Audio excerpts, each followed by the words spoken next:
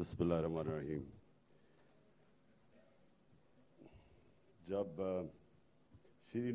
शीरीन ज़बरदस्त आपकी प्रेजेंटेशन थी, बाकी सब की भी, लेकिन जब डिप्लोमेटिक कम्युनिटी में पता चला कि शीरीन फॉरेन पॉलिसी के ऊपर बात करने लगी है तो वहाँ बहुत खौफ फैल गया था। लेकिन शीरीन ने ज़बरदस्त प्रेजेंटेशन दी। मैं अरबाब शहजाद साहब आपको, तैमूर आपको, जो हमारे तहरीक इंसाफ का इलेक्शन सेल है, मैं आज आपको ख़ास मुबारक देता हूँ। आपने ये जो प्रेजेंटेशन तैयार की, पहली दफ़ा, अब मैं 22 साल हो गए हैं पॉलिटिक्स में, ये पहली दफ़ा मैं देख रहा हूँ कि हम इलेक्शन में इतनी तैयारी से जा रहे हैं। पहले तो हमारी तैयारी किसी इलेक्शन में एक्चुअली थी ही नहीं। मैं आपको सच बता रहा हूँ कि हमारी ऐसी तैयारी इसलिए नहीं थी कि हम पिछले इलेक्शन में अपने इंट्रा पार्टी इलेक्शन में मसरूफ थे, तो एकदम इलेक्शन आ गया और हम बिल्कुल तैयार नहीं थे। लेकिन ये जो अब तहरीक इंसाफ इस इलेक्शन में जा रही है, मुझे बड़ी खुशी है कि एक तो हम ये जो 100 डे प्लान है ये, और इसके अलावा पूरा मंशूर, लेकिन उससे भी ज़्यादा जो परवेज़ खटक ने आपसे बात की कि एक हमारे पास एक प्रोविंस को गवर्न करने का 5 साल का तजर्बा है, और ये बड़ा वैल्यूबल एक्सपीरियंस हुआ है। और ये अल्लाह का शुक्र है, कई दफ़ा इंसान एक प्लान बनाता है, अल्लाह अपना प्लान बनाता है और कामयाब उसी का होता है। तो शायद हमें अगर ये हुकूमत फेडरल गवर्नमेंट मिल जाती 2013 में, तो हमारी ऐसी प्रेपरेशन ना होती जो कि 5 साल में हमने सीखा है पख्तूनख्वा के अंदर। तो ये बड़ा, जो परवेज़ खटक ने बात की, बड़ा वैल्यूबल एक्सपीरियंस था। मैं अब आपको पहले ये बता दूं कि ये आपका ये सुनो सुनो सुनो ये 100 डे प्लान की क्यों ज़रूरत है? इसका मतलब क्या है कि 100 डे प्लान क्यों आप देते हैं? मंशूर तो 100 डेज में नहीं हो सकता। 100 डे प्लान का असल में मकसद ये होता है कि जब पार्टी अपनी सबसे ज़्यादा पीक पे होती है, अपनी स्ट्रेंथ पे, क्योंकि जब आप पावर में आते हैं तो आपकी सबसे ज़्यादा स्ट्रेंथ है, तो उस टाइम पे आप सबसे मुश्किल फैसले करें जो रिफ्लेक्ट करें कि आपका किबला क्या है, आप किस तरफ जा रहे हैं। ये बेसिकली डायरेक्शन बता रही है कि पार्टी किस तरफ जा रही है। इसका ये जो 100 डेज है, ये रिफ्लेक्ट करेगा पार्टी की आइडियोलॉजी, कि पार्टी स्टैंड किस चीज़ पे करती है। तो पहले मैं फिर ये 100 डेज प्लान से पहले जो पार्टी की आइडियोलॉजी क्या है। आइडियोलॉजी वही है जो पाकिस्तान बनाने वालों की आइडियोलॉजी थी। आइडियोलॉजी ये थी कि पाकिस्तान ने एक दुनिया में मिसाल बनना था कि इस्लाम के प्रिंसिपल पे रियासत बनती कैसे है, और वो सारी मुसलमान दुनिया के लिए वही मदीना की रियासत हम सब के लिए एक उसकी एक हमारा किबला है कि अगर आपने एक ह्यूमेन सोसाइटी, एक इंसानियत का निज़ाम बनाना है तो उसके क्या प्रिंसिपल्स थे, वो मदीना की रियासत में रखे गए थे। और वो जो आप अपने फाउंडिंग फादर्स जिन्होंने पाकिस्तान बनाया, जो ऑब्जेक्टिव रेजोल्यूशन बनी, वो सारी रिफ्लेक्ट करती है मदीना की रियासत के प्रिंसिपल्स। और वो प्रिंसिपल्स ये थे कि एक इंसानी माशरा बनना था। देखिए, इंसानी माशरे और जानवरों के माशरे में फ़र्क क्या है? जानवरों के माशरे का जो प्रिंसिपल्स गाइडिंग लाइट है वो है might is right and survival of the fittest, यानी जिसकी लाठी उसकी भैंस, और वहां रहम नहीं होता। जानवरों के माशरे में रहम नहीं होता। इंसानी माशरा वो होता है जिसमें 2 चीजें होती हैं जो उसको डिफरेंशिएट करती है जानवरों के माशरे से। इंसानी माशरे में इंसाफ होता है, कानून के सामने कमजोर और ताकतवर एक बराबर होता है, और इंसान के माशरे में रहम होता है, कंपैशन होती है, जिसकी वजह जो सामने रख के दुनिया की पहली वेलफेयर स्टेट बनाई गई मदीना में। वेलफेयर स्टेट का मतलब यह कि जो ये नहीं देखती कि ताकतवर के लिए क्या करना चाहिए, उसको और ताकतवर बनाने के लिए या और उसको अमीर को अमीर करने के लिए, वो निचले तबके को देखती है कि निचले तबके को, जो कमजोर तबका है, उसको आपने कैसे ऊपर उठाना है। और एक सिविलाइज सोसाइटी को पहचाना कैसे जाता है, वो ये नहीं कि डिफेंस हाउसिंग सोसाइटी में कितने बड़े बड़े घरों में आप रहते हैं या बैरिया में अब जबरदस्त किस्म के घर बन रहे हैं, वो ये देखती है कि कच्ची बस्तियों में गरीब कैसे रहते हैं आपके, कराची की मच्छर कॉलोनी में आप लोग कैसे बस रहे हैं, वो जो ये गंदे नाले के ऊपर बच्चे, ये झुग्गियां लोगों की है, उधर कैसे बच्चे रह रहे हैं। हजरत उमर, उनका कॉल था कि अगर कुत्ता भी मेरी रियासत में भूखा मरा तो मैं जिम्मेदार हूं। ये बड़े हाई प्रिंसिपल्स थे जिसके ऊपर वो रियासत बनी। हम उसको दीनी तरह देखते हैं, हम ये एनालाइज ही नहीं करते कि हिस्टोरिकल फैक्ट था मदीना की रियासत। हिस्टोरिकल फैक्ट था कि नबी सल्लल्लाहु अलैहि वसल्लम के पर्दा करने के बाद चंद सालों के अंदर 2 सुपर पावर्स उनके सामने घुटने टेक गई। और ये फैक्ट है कि 700 साल तक सारे अजीम स्कॉलर्स, साइंटिस्ट, कल्चरल लीडर्स थे, वो दुनिया को उन्होंने इमामत की। तो वो क्या बेसिस थे जो उस रियासत के जो जो जो प्रिंसिपल्स थे जिसके ऊपर वो उठे। तो ये वो ख्वाब था पाकिस्तान का। मैं ये बार बार लोगों को इसलिए कहता हूं कि हम भूल जाते हैं कि बना क्यों था। अगर ये मुल्क बनना था जो आज है, जो मैं ये कहता हूं कि यहां अक्लमंद जानवरों का ये निजाम बन गया है।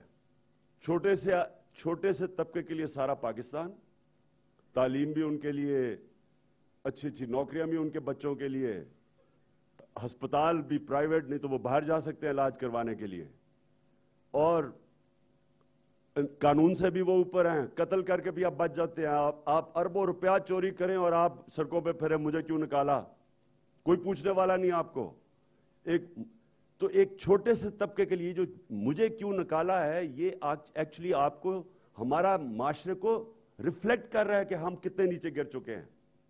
ये मुझे क्यों निकाला का मतलब ये है कि मैं इतना ताकतवर हूं, तुम्हारी कैसी जरूरत पड़ गई मुझे निकालने की। ये तो सिर्फ कमजोरों को आप निकालते हैं, ताकतवर के लिए तो ये कानून ही नहीं।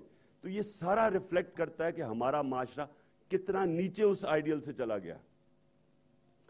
और जब भी इस पाकिस्तान ने रिवाइव करना है, इसने वापस उसी आइडियल की तरफ जाना है। तो ये जो 100 डेज है, ये रिफ्लेक्ट कर रहे हैं उस रास्ते के ऊपर जिसके लिए ये मुल्क बना था। ये बड़ा इंपॉर्टेंट है आपके लिए समझना कि वो जो ड्रीम थी पाकिस्तान की, वो रिवाइव करनी पड़ेगी अगर हमने इस मुल्क को बचाना है। असद उमर ने आपको पूरी तरह, मेरे ख्याल में उनको तरस आ गया कि लोग हर रोज इतनी बुरी बुरी खबरें पढ़ते हैं पाकिस्तान की। उन्होंने पूरी इकोनॉमिक पोजीशन आपको नहीं बताई कि जितने कर्जे चढ़ रहे हैं। उन्होंने सिर्फ अभी बताया ना कि जो एक साल में $2 अरब कर्जा लिया जाता था, 1 महीने में ले लिया है। 10 सालों में 6,000 अरब, 6 ट्रिलियन रुपए से 27,000 अरब रुपया, 27 ट्रिलियन पे पाकिस्तान का कर्जा पहुंचा है। 60 साल की तारीख में 6,000 और पिछले 10 सालों में 21,000 मजीद और कर्जा लिया। तो ये जो पैसा लिया है, कौन मुझे आज लॉजिकली बता सकता है, कौन सी हुकूमत बता सकती है कि ये कर्जे कैसे वापस करेंगे? वो ये 2 हुकूमतें हैं जिन्होंने ना ये कर्जे चढ़ाए, जिन्होंने मुल्क में कैपेबिलिटी खत्म कर दी है कि हम ये कर्जे वापस करें, जिसको कहते हैं कॉस्ट ऑफ डूइंग बिजनेस। हमारी इंडस्ट्री में कैपेबिलिटी नहीं इन्होंने छोड़ी कि हम इतनी वेल्थ क्रिएट करें कि हम कर्जे वापस कर लें। हमारे एक्सपोर्टर्स का क्या हाल किया है। ये जो अभी रिबेट्स की बात कर रहे हैं, मैं अभी कल सियालकोट था, तो वहां मुझे बिजनेसमैन ने कहा कि जनाब हम अपनी री इन्वेस्ट कैसे करें पैसा, ये इन्होंने रिबेट्स में पैसा हमारा रखा हुआ है, वो कैसे इन्वेस्ट करें वापस। यानी वेल्थ क्रिएशन हम कैसे बढ़ा सकते हैं। एक तो कर्जे चढ़ा दिए हैं, एक कैपेबिलिटी खत्म कर दिए हम कर्जे वापस करने के लिए, हमारे पास कैपेबिलिटी नहीं है और ना हम पैसा इकट्ठा। और 8 लाख लोग हैं जो इस मुल्क में टैक्स देते हैं, जो कि 20 करोड़ लोगों का बोझ उठा रहे हैं। कौन सा माशरा चल सकता है ऐसे? और सिर्फ सारी पॉलिसीज एक छोटे से तबके के लिए, वो अमीर होता जा रहा है और नीचे गरीबों का समुद्र बनना जा रहा है। तो मैं जो आज आपसे 100 डेज का ये जो इसके प्रिंसिपल्स आपको बयान करूं कि इसका सारा मकसद ये है कि हम रिवर्स करें इस चीज़ को, हम रिवर्ट करें इसको, वो माशरा जिसका प्रिंसिपल ये सामने रखें जो हज़रत उमर का बयान था कि कुत्ता भी यहां भूखा मरेगा तो हुक्मरान जिम्मेदार है। ये आज ये जो हम कहते हैं ना कुत्ता भी अगर भूखा मरेगा, आज आप चले जाए इंग्लैंड में आपको कुत्ता भूखा नहीं मिलेगा। वहां आप स्कैंडिनेविया में चले जाएं आपको भूखा कुत्ता सड़कों पे नहीं मिलेगा। उन्होंने उनके लिए स्पेशल होम्स बनाए हुए हैं, RSPC है, वो पकड़ के कुत्तों को लेके जाती है, उनको पालती है। वहां मैं आपको यकीन दिला रहा हूं, मैं ये हमें शर्म से कहते हैं कि वहां उनके जानवरों को बेहतर रखा जाता है हमारे इंसानों से, इसलिए अल्लाह की बरकत है वहां। हम कहे जी मैं मुसलमान हूं और हम काम करें वो जो कि सारे इस्लाम के खिलाफ है, तो अल्लाह तो उस माशरे पे बरकत डालता है जो उन प्रिंसिपल्स को फॉलो करता है। जो मोहम्मद अब्दू का फेमस बहुत बड़ा मुसलमान स्कॉलर था, 100 साल पहले जब वो यूरोप गया तो उसने कहा कि यहां तो मुसलमान तो नहीं नजर आए, बड़ा इस्लाम नजर आया। और वापस मिस्र आया तो कहता है यहां मुसलमान तो बहुत है, इस्लाम नहीं है। तो हमें वो प्रिंसिपल्स पे वापस जाना है। तो ये जो 100 डेज है, इस सारे का मकसद ये है कि हम रिवर्स करें ये पॉलिसी, सारी गवर्नमेंट की पॉलिसीज बने कि हमने अपने निचले तबके को ऊपर कैसे उठाना है। तो उधर से अगर आपका ये आपका किबला इस तरफ है, डायरेक्शन ये आ जाता है, उससे जब आप वापस आते हैं तो सारी आप वो चीजें करेंगे। तालीम कैसे ठीक करनी है, तालीम के अंदर आपने सोचना है कि ये जो 3.3 करोड़ जो हमारे बच्चे गवर्नमेंट स्कूलों में पढ़ रहे हैं, हमने उनको कैसे, जो परवेज खटक ने बात की, उनको हमने कैसे ऊपर लेके आना है, कैसे वो हायर एजुकेशन में आ सकते हैं, उनको जो तालीम मिल रही है। और जो भी बात की शीरी ने, 25 लाख बच्चे दीनी मदरसों में हैं, किसी ने सोचा ही नहीं कि उनके लिए कौन सी तालीम देनी है ताकि वो भी डॉक्टर्स, इंजीनियर्स, जजेस बन सकें। वो क्यों नहीं ऊपर आ सकते? वो हमारे बच्चे हैं, किसी ने नहीं उनका सोचा। और सिर्फ 8 लाख है इंग्लिश मीडियम बच्चे, और उनमें से भी जो top of the line English medium school है वो उससे बहुत कम है, जो असल क्रीम बन गई है पाकिस्तानी सोसाइटी की। तो अब से सारी पॉलिसीज जो हमारी बनेंगी, ये जो 100 डेज की पॉलिसीज है, इस सब का मकसद ये है कि तालीम भी हो तो निचले तबके को हमने कैसे उठाना है, अस्पताल हो तो हमने कैसे आम आदमी का इलाज करना है, अगर वो पैसे नहीं दे सकता उसका मुफ्त करना है, रोजगार हमने कैसे प्रोवाइड करना है, हमने कैसे अपने जो इस वक्त 20 लाख बच्चे जॉब मार्केट में आते हैं, नौजवान जॉब मार्केट में आते हैं, आगे सेकंड यंगेस्ट पॉपुलेशन है, इसको हमने कैसे एक लाइबिलिटी को एसेट कैसे बना देना है। यही यूथ का जो यंग पॉपुलेशन है, अगर इसके ऊपर हम इन्वेस्ट कर दें, ये एक बहुत बड़ा एसेट बन जाएगा पाकिस्तान का, ये हमारा एक इंजन ऑफ ग्रोथ बन जाएगा। तो जो मेन चीजें हमने इस 100 डेज में कोशिश किया करने की, हमने सबसे पहले तो एक ऑब्जेक्टिव रख लिया ना कि हमने निचले तबके को ऊपर उठाना है, हमने इसको एक वेलफेयर स्टेट बनाना है। उसके बाद वो सिस्टम डिलीवरी का क्या होगा, जो सबसे पहले अरबाब शहजाद ने बात की कि सिविल सर्विस रिफॉर्म्स, जो डिलीवरी है, जो सिविल सर्विसेज हैं, उनको कैसे हमने रिफॉर्म करना है कि वो हमारी जो पॉलिसीज हैं ये ग्राउंड पे इंप्लीमेंट करें। मेरा जो तजर्बा हुआ है पख्तूनख्वा में, जो परवेज खटक ने भी बात की, इसमें सबसे इंपॉर्टेंट चीज ये है कि ब्यूरोक्रेसी को डीपोलिटिसाइज किया जाए, मेरिट लेके आए। ये जो पुराना सिस्टम है कि जी जो सीनियर हो वो ऊपर आ जाता है, कोई मेरिट को जब आप सजा और जजा एक किसी भी इदारे में खत्म कर देते हैं वो इदारा खत्म हो जाता है। मैं आपको सिर्फ छोटा सा तजर्बा देता हूं कि जो हमें मुश्किलात आई पख्तूनख्वा की हॉस्पिटल्स को गवर्नमेंट हॉस्पिटल्स को ठीक करने के लिए, मुझे ये पता चला कि आज तक क्यों नहीं गवर्नमेंट हॉस्पिटल्स ठीक किए, क्योंकि उसमें प्रॉब्लम है। जब आप गवर्नमेंट हॉस्पिटल्स को आप ठीक करने जाते हैं तो वहां एक बहुत बड़ा वेस्टेड इंटरेस्ट बैठा हुआ है, हर जगह माफियाज बैठे हुए हैं। माफिया मतलब कि जो एक करप्ट निजाम से फायदा उठा रहे हैं, ये आपके सामने रुकावट डालते हैं। हमने जब शुरू की अपनी हेल्थ रिफॉर्म्स, और ہمیں ایڈوانٹیج کیا تھی؟ ہمیں ایڈوانٹیج یہ تھی کہ ہمارے پاس جو شوکت خانم نے جن ڈاکٹرز نے بنایا تھا، جو ڈاکٹر برکی اور جو ان کے ساتھ ٹیم تھی، انہوں نے اسکریچ سے ایک ہاسپٹل بنایا پاکستان کے سسٹم میں. اور یہ سوچیں کہ شوکت خانم، میں آپ کو بریفلی بتا دوں کہ شوکت خانم کو ابھی ایوارڈ ملا جوائنٹ کمیشن انٹرنیشنل. یہ ایک انٹرنیشنل ایوارڈ ہے جو کہ سرٹیفائی کرتا ہے ہاسپٹلز کو کہ کیا وہ ایک لیول کے ہاسپٹل دنیا میں کرتا ہے. یہ امریکہ کا ایک آڈٹ فرم ہے. تو یہ جو سب سے پریسٹیجس چیز ہوتی ہے کہ آپ کو اگر جوائنٹ کمیشن انٹرنیشنل کا ایوارڈ مل جائے، سرٹیفکیشن مل جائے. تو شوکت خانم کی میں آپ کو بتاؤں کہ کیا مشکل تھا. پہلے تو کینسر ہاسپٹل ہے. کینسر ہاسپٹل بنانا ہی بڑا مشکل ہے کیونکہ اس کے لیے جو اکوپمنٹ چاہیے بڑی مہنگی اکوپمنٹ ہے، ڈرگز بہت مہنگی ہیں، اس کے لیے ایکسپرٹیز چاہیے. آنکالوجسٹ جو ہیں وہ شارٹ ڈیمانڈ میں ہیں. وہ اکوپمنٹ کو اب ٹھیک رکھنے کے لیے انجینئرز چاہیے. تو وہ بڑا، اس لیے بڑے کم غریب ملکوں کے اندر اسپیشلائز کینسر ہاسپٹلز ہیں. تو پہلے تو وہ مشکل تھا بنانا. پھر دوسرا 75% فری ٹریٹمنٹ ہے. آپ اگر آج میں پیسے والے لوگوں کے لیے آپ کو میں آج آپ کو جو ہمارا ایکسپیرینس ہوا ہے، زبردست ایک ہاسپٹل بنا سکتا ہوں، کوالٹی کا بنا سکتا ہوں، لیکن پروفٹ میکنگ ہاسپٹل ہوگا تو اس میں صرف پیسے والے لوگ آ سکیں گے. وہ بھی پاسبل ہے. لیکن وہ ہاسپٹل جو 75% غریب لوگ آتے ہیں اس کو وہ سرٹیفکیشن ملنی جو کہ ایک ورلڈ کلاس ہاسپٹل قرار دیا گیا. اور اس کا مطلب کہ جو غریب آدمی آ رہے ہیں ان کو ورلڈ کلاس علاج مل رہا ہے اور وہ بھی کینسر کا علاج مل رہا ہے.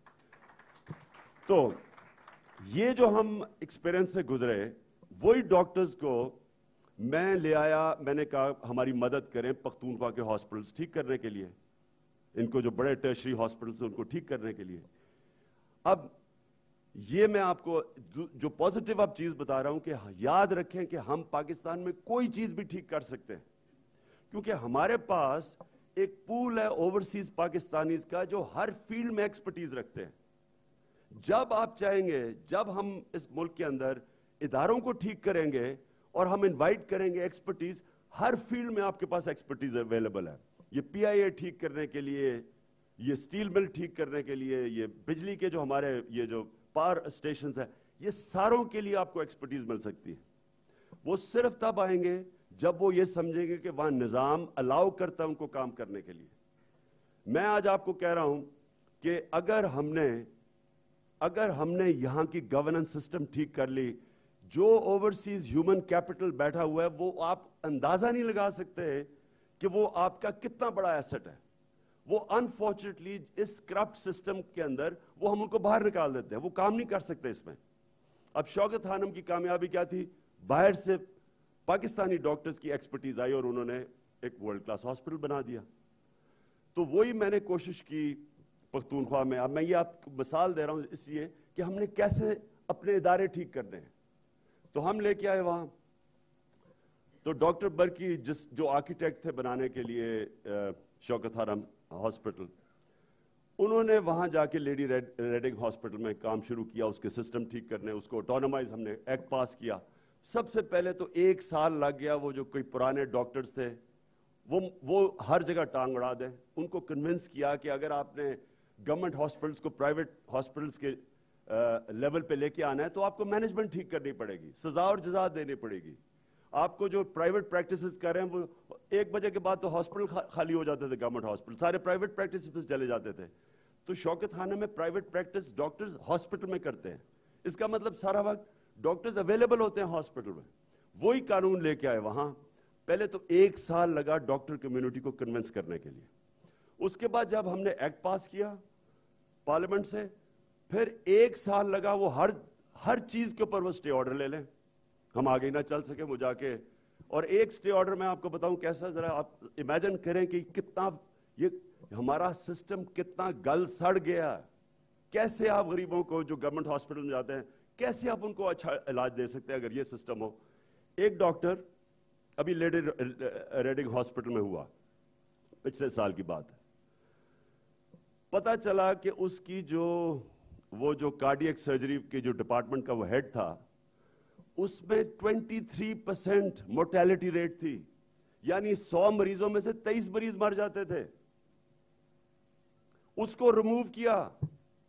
وہ جا کے ہائی کورٹ سے سٹے آرڈر لے لیا. 6 مہینے تک کام کر رہا ہے وہاں, ابھی بھی کام کر رہا ہے, کیونکہ وہ اس نے جا کے سٹے آرڈر لے لیا. اب پرائیویٹ, اب یہ شوکت خانم ہوتا تو اس کو ایک دم چارج شیٹ ہوتی, اس کو نکال دینا تھا. گورنمنٹ ہاسپٹل میں وہ سٹے آرڈر لے کے وہیں کام کرے, کیسے کوئی ادارہ کام کر سکتا ہے؟ تو میں یہ آپ کو بتا رہا ہوں کہ یہ جو رکاوٹیں آئی, ہم نے جو ایکسپیرینس کیا, تو گورنمنٹ سے کوئی بھی اگر گورنمنٹ ہاسپٹل نے پرائیویٹ ہاسپٹل جیسا علاج دینا ہے, وہ دے ہی نہیں سکتا جب تک آپ وہاں سزا اور جزا نہ لے کے آئیں, وہاں میرٹ نہ لے کے آئیں.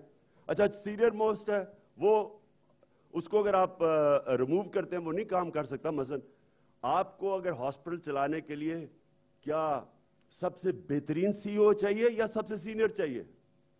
کون سی پرائیویٹ آرگنائزیشن کے اندر سب سے سینئر اوپر آتا ہے؟ وہ سب سے بہترین لوگ اوپر لے کے آتے ہیں تو ادارہ کام کرتا ہے. میرٹ تو یہ ہے. تو وہاں اگر آپ کرتے تھے وہ جا کے سٹے آرڈر لے لیتے ہیں. اس لیے اس طرح کے پرابلمز آئے ہیں. یہ پہلی دفعہ کسی نے ریفارم کرنے کی کوشش کی ہے ہاسپٹلز کو. پہلے کیوں نہیں کرتے تھے؟ وہ جب کرتے تھے تھوڑی سٹرائک ہوتی تھی, وہ سارے پھر واپس آ جاتے تھے. وہ اس لیے کیا کہ ہم نے یہ فیصلہ کیا تھا کہ ہم جو عام لوگ بیچارے ہاسپٹلوں میں آتے ہیں ان کو علاج دینا چاہتے ہیں, صحیح کوالٹی ٹریٹمنٹ دینا چاہتے ہیں. یہی کوئی آپ گورنمنٹ کا ادارہ اٹھا لیں, یہ آپ کو ہر جگہ یہ پرابلم آئے گا. اور یہ ہم نے ریفارمز کرنی ہے. ہم نے میرٹ, گورنمنٹ کے اندر میرٹ لے کے آنی ہے, سزا اور جزا لے کے آنی ہے. جب تک آپ کی ڈلیوری سسٹم ٹھیک نہیں ہے, آپ کوئی بھی اپنا مینیفیسٹو لیں وہ امپلیمنٹ نہیں ہو سکتا. 60s کے اندر پاکستان کی تاریخ میں سب سے زیادہ ڈیولپمنٹ ہوئی. 1960s کے اندر پاکستان سارے ایشیا میں سب سے تیزی سے ترقی کر رہا تھا. اس کی بیسس کیا تھی؟ اس کی بیسس تھی ہماری سول سروس. ہماری سول سروس سارے ایشیا میں سب سے مانی ہوئی کوالٹی کی سول سروس تھی, میرٹ بیس تھی. سارا بہترین ٹیلنٹ سول سروس میں آتا تھا, میرٹ تھا, کوالٹی کے لوگ اوپر آتے تھے. ہمارے جو فورن آفس کی شیرین بات کر رہی ہے, 60s کے جو نکلے ہوئے ہمارے فورن آفس کے جو لوگ تھے وہ کوالٹی کے لوگ تھے, کیونکہ ہم بیسٹ سب سے, ہمارے ابھی ایجوکیشن بھی انٹیکٹ تھا, ہمارا بہترین ٹیلنٹ سول سروس میں آتا تھا. سول سروس اس وقت ڈی پولیٹیسائز تھی, پولیٹیسائز نہیں تھی, اور وہ اس نے ڈیلیور کیا. میجر پروجیکٹس تھے, منگلا, تربیلا ڈیم وغیرہ وغیرہ, یہ سارے پروجیکٹ 60s میں تھے. اور 60s میں پاکستان کی گروتھ ریٹ سب سے زیادہ تھی. تو آہستہ آہستہ جو ڈیلیوری سسٹم ہم نے تباہ کیا اس کو پولیٹیسائز کر کے, اور اب یہ جو دور شروع ہوا 1985 کے بعد, اس میں تو ٹوٹلی پولیٹیسائز ہو گئی ہماری سول سروسز. سو یہ نمبر 1 چیز یہ ہے کہ ہم جب تک یہ سول سروس ریفارمز نہیں کریں گے, اس میں ایک ڈاکٹر عشرت حسین کا بھی بڑا اچھا انہوں نے اس کے اوپر تفصیل لکھی ہوئی ہے, اور انشاءاللہ وہ ہم آپ کے سامنے رکھیں گے. جو نمبر 2 ہے اکانومی, وہ اسد نے آپ سے پوری بات کر لی. میرا صرف یہ ہے کہ اکانومی میں جس طرح انہوں نے کہا سی پیک ایک اپرچونٹی ہے, ایک زبردست اپرچونٹی ہے, لیکن اس سے ضروری نہیں کہ ہم اس اپرچونٹی کا فائدہ اٹھا سکتے ہیں. فائدہ تب ہی اٹھائیں گے جب ہم, وہ کہتے ہیں پٹ آ اون ہاؤس ان آرڈر. اور میں اب سی پیک سے بھی زیادہ میرے خیال میں جو ہمیں مدد کرے گا وہ اوورسیز پاکستانی. اوورسیز پاکستانیز اس ملک کی, میں پھر سے ریپیٹ کرتا ہوں, سب سے بڑا ایسٹ ہے. وہ سب سے زیادہ چاہتے ہیں پاکستان میں انویسٹ کرنا. وہ انفارچونیٹلی ہمارا گورننس سسٹم ان کو الاؤ نہیں کرتا یہاں آ کے انویسٹ کرنے کے لیے. یہ گورننس سسٹم جتنا بہتر ہوگا, اور اس میں ہم نے بڑی انویسٹرز کے لیے directly prime minister house direct deal کرے. جس طرح اردوغان نے مجھے بتایا تھا, ہم جب ان سے ملنے گئے, اس نے کہا میں خود ترکی کے اندر جو انہوں نے, ترکی کی جو اکنامک ڈیولپمنٹ ہوئی اس میں بہت بڑا پرائم منسٹر کا اپنا ہاتھ تھا اور انٹرسٹ تھا. اپنے پرائم منسٹر سیکریٹریٹ کے اندر سارے انویسٹرز کو ڈیل کرتے تھے, کم سے کم رکاوٹیں ان کے سامنے تھیں, مشکلیں ان کی دور کرتے تھے. اب جس طرح یہ جو ہمارے ایکسپورٹرز ہیں, جب ان کو ملو وہ بیچارے, ان کی آپ کہانی تو سنیں, وہ کیسے کمپیٹ کر سکتے ہیں؟ پہلے تو یہ جو ان کے پیسے رکھ لیتے ہیں, یہ ریبیٹس ان کو, اب وہ پیسے ہی نہیں ملتے, وہ انویسٹ کیسے کریں؟ دوسرا, پاکستان کی بجلی اور گیس, یہ ان کے کمپیٹیٹرز ہندوستان اور بنگلہ دیش, اس سے زیادہ مہنگی ہے, وہ کیسے کمپیٹ کر سکتے ہیں؟ تو جب تک کہ گورنمنٹ خود वेल्थ क्रिएशन में ना हिस्सा ले, अपने इन्वेस्टर्स की ना मदद करें। वो जब इन्वेस्टमेंट होगी, पहले तो पैसा आएगा ये कर्जे वापस करने के लिए, दूसरा रोजगार देने के लिए, गुर्बत कम करने के लिए। तो इसके लिए इंशाल्लाह जो मैं समझता हूँ कि ओवरसीज पाकिस्तानीज हमारे लिए बहुत बड़ा एसेट बनेंगे। और जहांगीर तरीन ने ज़बरदस्त बातें की आपकी एग्रीकल्चर और पानी का, ये दोनों चीज़ें पाकिस्तान के लिए हमारे इकोनॉमिक डेवलपमेंट के लिए नहीं सिर्फ ज़रूरी, इसका सबसे बड़ा फ़ायदा ये कि बड़ी जल्दी टर्न अराउंड हो सकता है। एग्रीकल्चर में जो आज आप इन्वेस्टमेंट करेंगे वो आपको 8-9 महीने के बाद उसके इफेक्ट्स नज़र आ जाएंगे। इंडस्ट्री को थोड़ा और देर लगती है। तो ये जो उन्होंने मेजर्स बताए हैं, रिसर्च करना, ये हमने निगलेक्ट किया। किसी को इंटरेस्ट नहीं रह गया इस चीज़ के अंदर कि क्या इस मुल्क के अंदर अगर आपने गुर्बत कम करनी है तो सबसे ज़्यादा तो गुर्बत इस वक्त देहाती इलाकों में है। जो हमारे बुरान आया, जो क्राइसिस आया फार्मर्स का, किसानों का, वो रिफ्लेक्ट करता है जो गुर्बत बढ़ रही है देहाती इलाकों में, और वहाँ फिर लोग शिफ्ट करते हैं शहरों में। शहर बड़े होते जा रहे हैं और उनकी वो अलहदा इशू है उनकी प्लानिंग। जो एनवायरनमेंट है, देखिए माहौलियात है, ये भी 100 डेज का बड़ा इंपॉर्टेंट चीज़ है। अब कराची है, कराची के अंदर आप टेम्परेचर्स देखें, इतने हाई टेम्परेचर्स कभी नहीं थे। उससे पहले 30 अप्रैल नवाब शाह दुनिया का सबसे गर्म जगह थी। तो ग्लोबल वार्मिंग एक रियलिटी है। पाकिस्तान इससे बहुत बुरी तरह इफेक्ट होने वाला है। ग्लोबल वार्मिंग का डायरेक्ट इंपैक्ट जाना है, यहाँ बारिशें कम हो जानी है। आप ये ज़रा कभी जहाज़ में कराची जाएं या लाहौर लैंड करें तो आपको सारा नीचे कंक्रीट नज़र आ रही होती है, कोई दरख्त ही नहीं नज़र आ रहा होता, सिर्फ सीमेंट नज़र आ रहा होता है। तो कॉमन सेंस है कि सीमेंट के ऊपर जब धूप पड़ेगी तो वो हीट रिटेन करेगा। जब ऊपर गर्मी बढ़ती जाएगी तो मॉइस्चर कम होती जाएगी और उससे बारिशें कम होगी। तो हम एक कैटास्ट्रोफी की तरफ देख रहे हैं।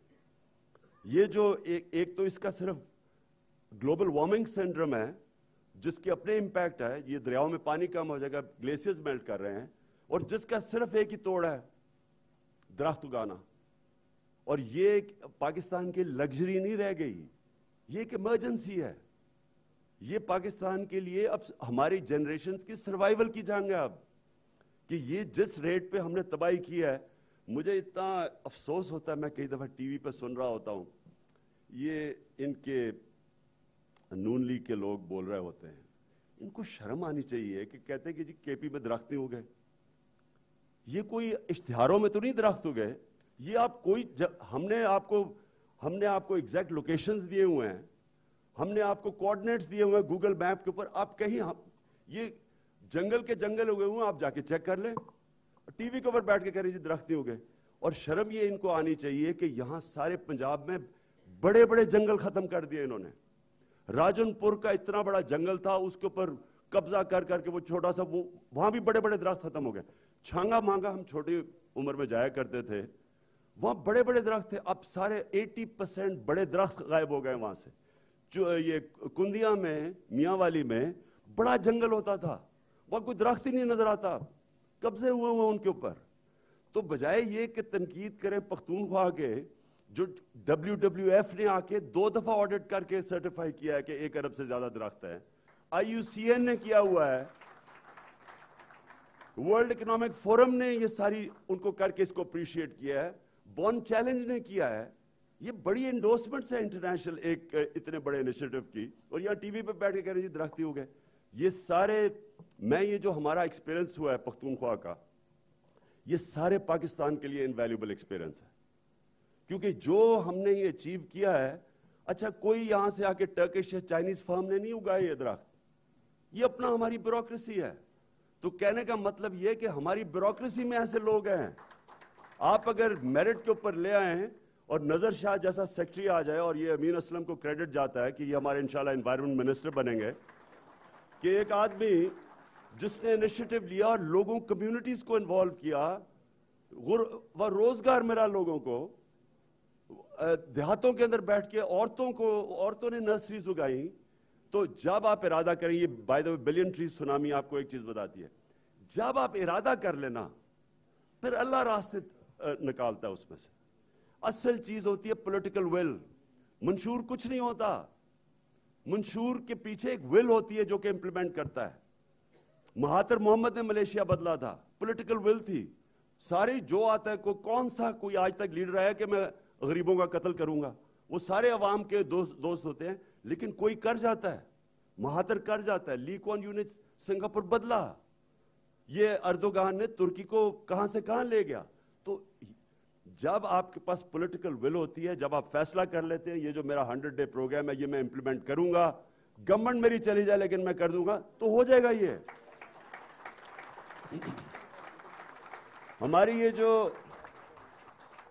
ہمارا جو آج سب سے بڑا انرجی کرائسس کیا ہے.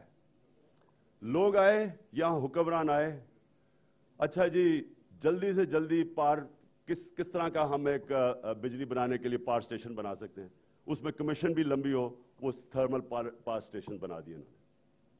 اب وہ پاکستان کے پاس اتنا زبردست پوٹینشل ہے. ساری ہماری انڈسٹری چلی تھی سستی بجلی پہ, پانی پہ, صاف بجلی تھی, پولوشن نہیں تھی. ہمارے پاس اتنا پوٹینشل پڑا ہوا ہے, اتنے زیادہ ہمارا, کیونکہ پاکستان کا سب سے دنیا میں سٹیپ گریڈینٹ ہے, from the highest to the sea level. ہمارا K2 سے لے کے سمندر تک بڑا سٹیپ گریڈینٹ ہے. اس کا مطلب ہر جگہ پہ ہم بجلی کے اوپر پانی کے اوپر بجلی بنا سکتے تھے, لیکن کیونکہ ٹائم لگتا تھا, کیونکہ اس کا جسٹیشن پیریڈ لمبا تھا, یہ تاکہ فیتا نہیں کٹنا تھا, اس لیے انہوں نے یہ اس ملک کو امپورٹڈ فیول کے اوپر یہ پاور اسٹیشن بنا دیے, کوئلے کے اوپر بنا دیے. اب سوچیں کوئلہ ساہیوال میں پاور اسٹیشن بنایا ہے کوئلے پہ, وہ سمندر سے ساہیوال تک کوئلہ آئے گا, اور اس کے انوائرمنٹل امپیکٹ, اور جو کہ اب ساری دنیا میں کوئلے کے پاور پلانٹس بند ہو رہے ہیں. لیکن کسی نے نہیں سوچا کہ سب سے آسان طریقہ بجلی کے اوپر, پانی کے اوپر ہم بجلی بنائیں. اس لیے کہ یہ جو سوچتے تھے اپنے 5 سال کی ٹرم, اب جلدی جلدی وہ اورنج ٹرین کا وہ فیتا کاٹا ہے, جلدی جلدی یہ اسلام آباد کا ایئرپورٹ کھلوا لیا. وہ وہاں جو حال ہو رہا ہے اسلام آباد کے ایئرپورٹ پہ, وہ ذرا لوگوں سے جا کے پوچھے کیا ہو رہا ہے, لیکن فیتا کاٹ جائے کسی طرح. میں نے کبھی نہیں کسی کو, کبھی آپ نے سنا ہوگا کہ مہاتر محمد کوئی سڑکوں کے فیتے کاٹ رہا ہے, کبھی سنا ہوگا کہ وہ نیلسن منڈیلا کوئی سڑکوں کے فیتے کاٹ رہا ہے. وہاں جدھر جاتے ہیں تقریر کرتے ہیں نواز شریف, میں ادھر بھی موٹر وے بنا دوں گا, میں ادھر بھی موٹر وے بنا. موٹر وے بنانا کیا مشکل ہے, آپ کسی کو پیسے دیں وہ موٹر وے بنا دے گا. موٹر وے بنانا کوئی بہت بڑی اچیومنٹ سمجھی جا رہی ہے. آپ ایک قوم بنائیں, وہ خود ہی موٹر وے اور بلڈنگ ساری بنا دیتی ہے.